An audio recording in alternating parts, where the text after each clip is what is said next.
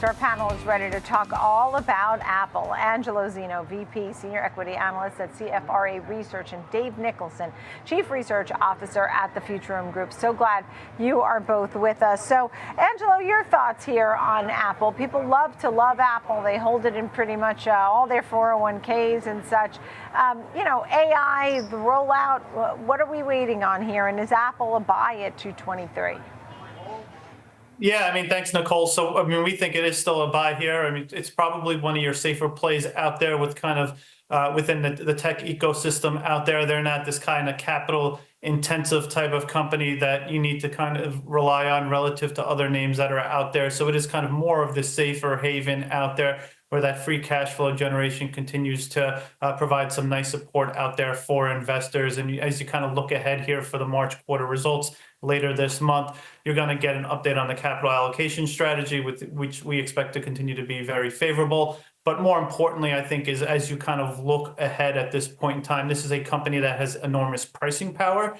And of course, we've got tariffs on the horizon here. So this is a company that we think is better positioned than others to navigate the existing tariff landscape. And then, of course, as far as Apple's intelligence is concerned, yes, it's a disappointment that we didn't kind of get this phase 3 rollout coming here in April, May, but we do think they're eventually going to get this right. It's probably going to happen at some point during the iPhone 17 cycle. And that does give them, some kind of power out there to market that iPhone 17 cycle, hopefully with the promise of Apple Intelligence with kind of a more advanced app-based Siri ecosystem there. And your price target is at 223 today. What's your most current price target? Our 12-month target price is $270. Okay, all right. So upside potential there, as you noted, and gave some reasons why. Dave, your thoughts here? I'd like to kind of hone in on the question around AI. They were roundly scolded for trying to hijack the term artificial intelligence and turn it into Apple intelligence. But I think that some people are kind of missing the boat on just how powerful it is to lag behind in the AI space right now. There's a famous line from a song from Hamilton, the musical. He's not falling behind, he's lying in wait.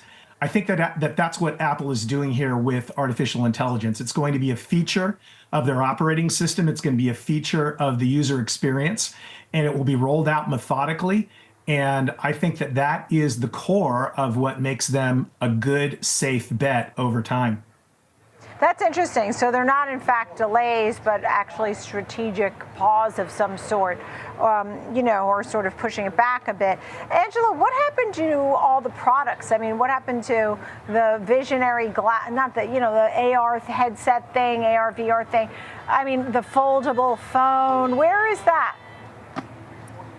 So as far as the Vision Pro is concerned, listen, you look at it, on its surface, definitely looks like a flop, but it wasn't really intended to be much more outside of more of a developer tool out there for kind of developers to get their eyes on it and hopefully potentially be a future type of offering for Apple as they were able to kind of get that price point down. And we still are believers that at some point you'll see something more affordable in nature. Is it going to eventually replace the iPhone? Who knows? That's going to be dependent on whether or not consumers want it to eventually replace the iPhone. But as far as kind of their pipeline is concerned, we're absolutely positive on that pipeline, whether it be what they have to offer on the services side of things, whether it be eventually monetizing AI on that side of things. And of course, as far as kind of foldables are concerned, yes, they've continually had to push that out. But we do think foldables are on the horizon. There is expectation that by late next year, we do see foldables. That is going to help in terms of improving average selling prices across the board for the iPhone. And again, that is something we think the China consumer will gravitate to, along with the eventual rollout of Apple Intelligence here over the next couple of quarters. Yeah, I mean, the foldable phones were once quite popular back in the day. So, I mean, what's old is new again. And also the credit card businesses, Visa and Amex, you were talking about this, Dave, about reportedly offering for the Apple Card business. Tell me about that. You think that's something that's really going to happen?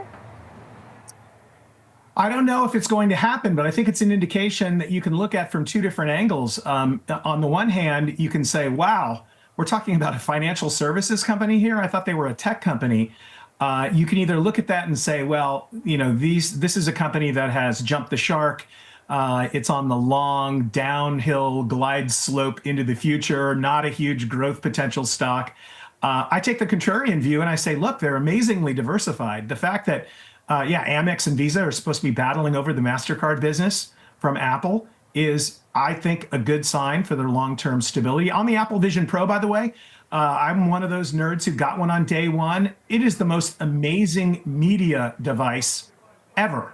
It's just ridiculously expensive. So moving forward, I think that the jury is still out on whether Apple Vision Pro will be considered a success in their portfolio. It's probably a couple of years away still. All right. Good to see you both. All right, Dave Nicholson, the Futurum Group, and Angelo Zino of CFRA Research. Thank you both. A good look there at Apple today.